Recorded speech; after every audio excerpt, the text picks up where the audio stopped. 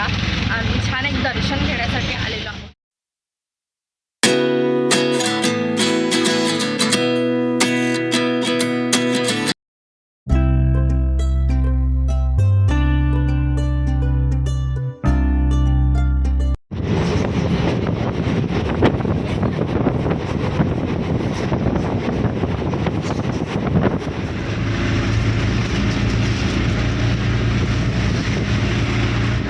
नमस्कार मंडळी, आजच्या दिवसाची सुरुवात आहे ना खूप छान अशी शुभ झालेली आहे आणि सकाळी छान असं खंडोबाचं दर्शन झालेलं आहे आणि आत्तासुद्धा आम्ही छान एक दर्शन घेण्यासाठी आलेलो आहोत.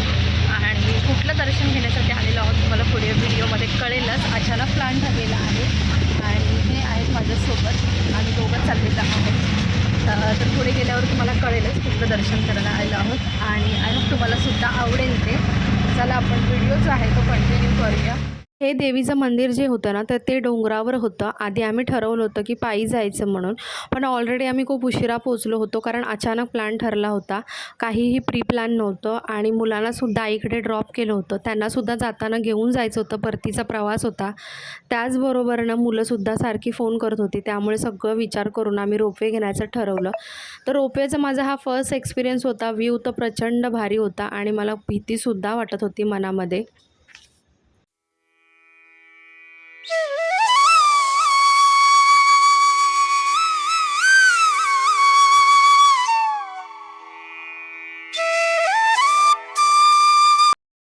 पोचल्यानंतर छान असं देवीचं दर्शन झालं. अगदी समोर उभं राहून व्यवस्थित असं दर्शन घेता आलं, सगळं पाहता आलं. कारण दुपारच्या वेळी आम्ही पोचलो होतो आणि इथे त्यावेळेला क्लिनिंग करतात मंदिराची. तर छान असं आमचं दर्शन झालेलं आहे देवीचं आणि आम्ही आलेलो आहोत जीवदानी मातेला. रोपवेने आलो होतो. छान असं दर्शन सुद्धा झालेलं आहे आमचं दोघांचं आणि खूप निवांत दर्शन घेतलं आम्ही. थोडा वेळ बसतो आणि मग निघतो खाली पुन्हा रोपवेने जायला. तर मंदिर पण बघा जवळजवळ रिकामच होतं, म्हणजे गर्दी नव्हती अजिबात. त्याच्यामुळे छान असं समोर उभं राहून दर्शन घेता आलं, ओटी भरता आली आणि छान असं निवांत वाटतं इकडे. गारवा पण आहे कारण उंचावर आहे जसं की जीवदानी मातेचं मंदिर, त्याच्यामुळे खूप जास्त गारवा आहे.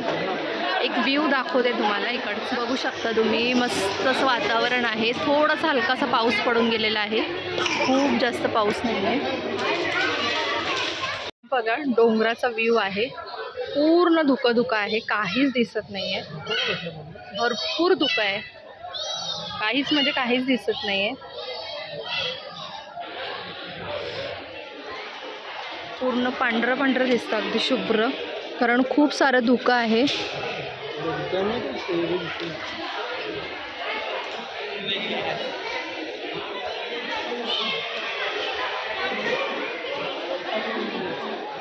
ते थोड्या वेळ फिरल्यानंतर ना इथे जिथे पैसे चिटकवतात तर तो दगड ह्यांना दिसला आणि ह्यांची लहानपणाची आठवण जागी झाली.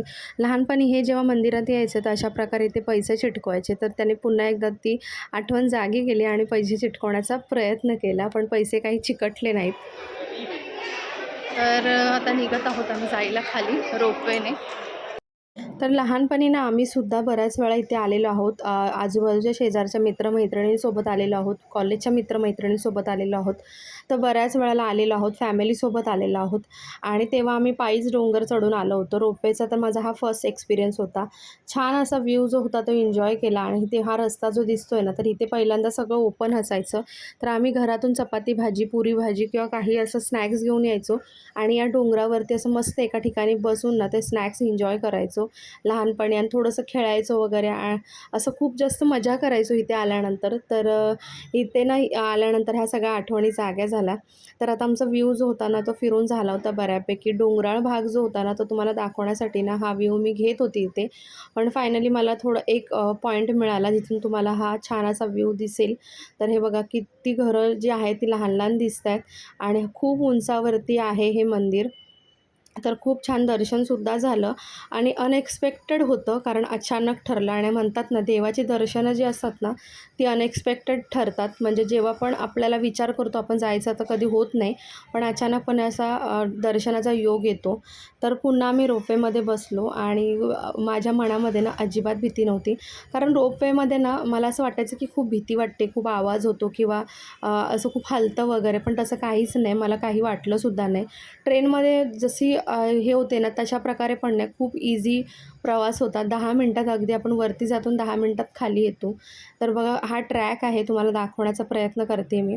तर समोरून सुद्धा एक रोपवे येत होता, तर त्यांनी छान असा ट्रॅकसुद्धा चेंज केला. बघा इथे तुम्ही बघू शकता आणि खूप सोयीस्कर आहे. म्हणजे खास करून ना, जी वडीलधारी माणसं असतात ना, वयस्कर किंवा ज्यांना काही शारीरिक व्याधी असतात, तर त्यांच्यासाठी ना हा रोपवेचा मार्ग खूप खूप म्हणजे खूप युजफुल आहे. कारण मनात इच्छा असते दर्शनाची, पण आपल्याला डोंगर चढता येत नाही. तर अशा वेळेला हा मार्ग खूप महत्त्वाचा आणि ईझी आहे. खाली उतरल्यानंतर आम्ही थोडंसं स्नॅक्स केला आणि मग निघालो परतीच्या प्रवासाला.